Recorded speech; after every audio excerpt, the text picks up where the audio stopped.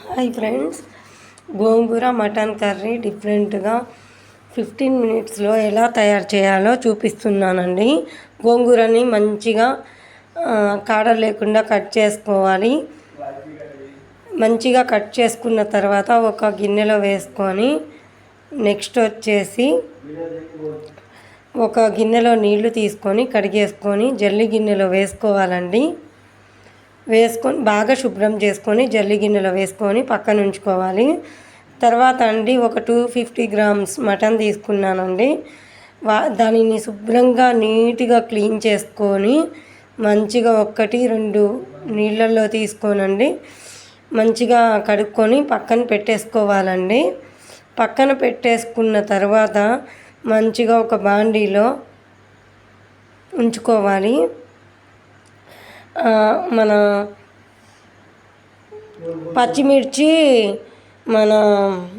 పచ్చిమిరపకాయలను మన ఉల్లిగడ్డని కట్ చేసుకొని పక్కన పెట్టేసుకొని 1 గ్లాసున్నర వరకు నూనె వేసుకోవాలండి. ఒక కడాయి ఎక్కించుకొని దాంట్లో వచ్చేసి కొంచెం జీలకర్రని వేసుకోవాలండి.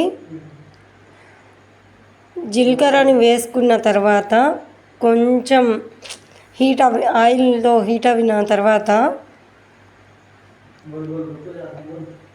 ఉల్లిగడ్డ పచ్చిమిరపకాయలు వేసుకోవాలండి.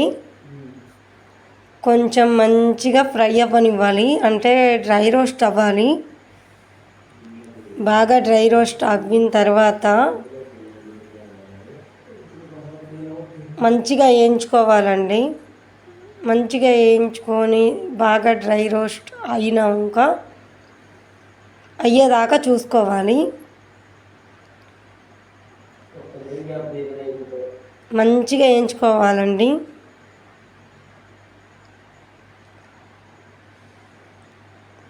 దీంట్లో బాగా శుభ్రంగా కడిగి పెట్టుకున్న మటన్ని వేసుకోవాలండి.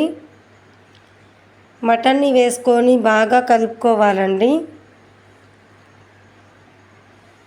బాగా కలుపుకొని 5 మినిట్స్ వరకు మంచిగా ఉడకనివ్వాలండి. మూత పెట్టేసుకోవాలండి, లేదా పర్వాలేదు, ఆప్షనల్, అలా అయినా ఫ్రై చేసుకోవచ్చు. ఒక 10-15 మినిట్స్ వరకు మంచిగా రోస్ట్ అయిన తర్వాత సాల్ట్, టేస్ట్కి తగినంత సాల్ట్, పసుపుని కూడా యాడ్ చేసుకోవాలండి.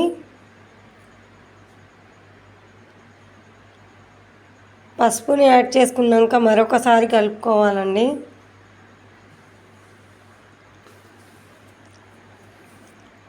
తర్వాత అల్లం వెల్లుల్లి పేస్ట్ ముద్దని వేయాలండి.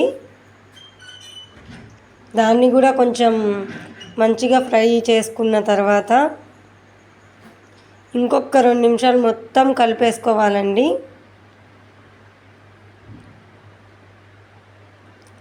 అలా మొత్తం 1 నిమిషం పాటు కలుపుకున్నాక గోంగూరను వేసుకోవాలండి.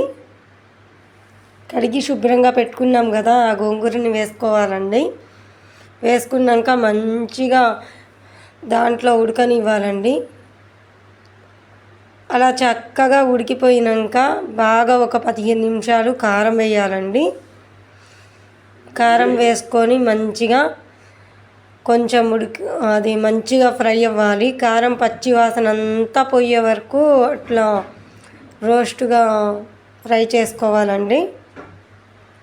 తర్వాత మంచిగా ఒక 10-15 మినిట్స్ మంచిగా ఉడకనివ్వాలండి.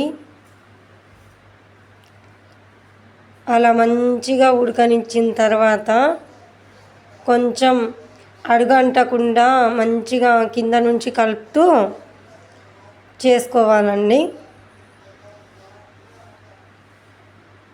తర్వాత కొంచెం వచ్చేసి మూతనేసేసి ఒక 5 నిమిషాలు ఆగినాక గరం మసాలాను వేసి మంచిగా కలుపుకోవాలండి.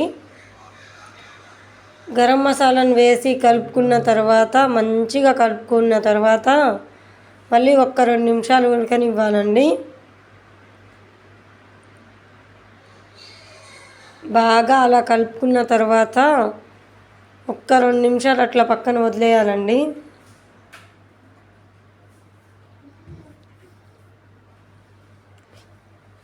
అలా 2 నిమిషాలు బాగా ఉడికినాక మళ్ళీ చూసుకోవాలండి. అలా మళ్ళీ చూసుకొని బాగా కలుపుకోవాలండి.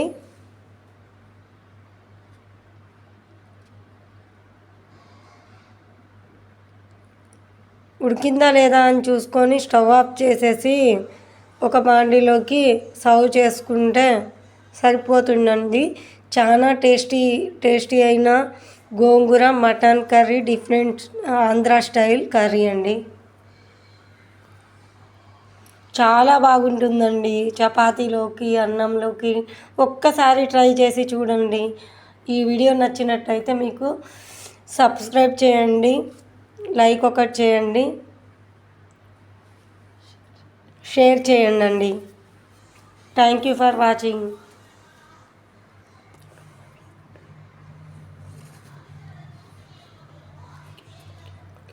ఓకే అండి, బాయ్. ఇంకో మంచి రెసిపీతో మీ ముందుకు వస్తాను.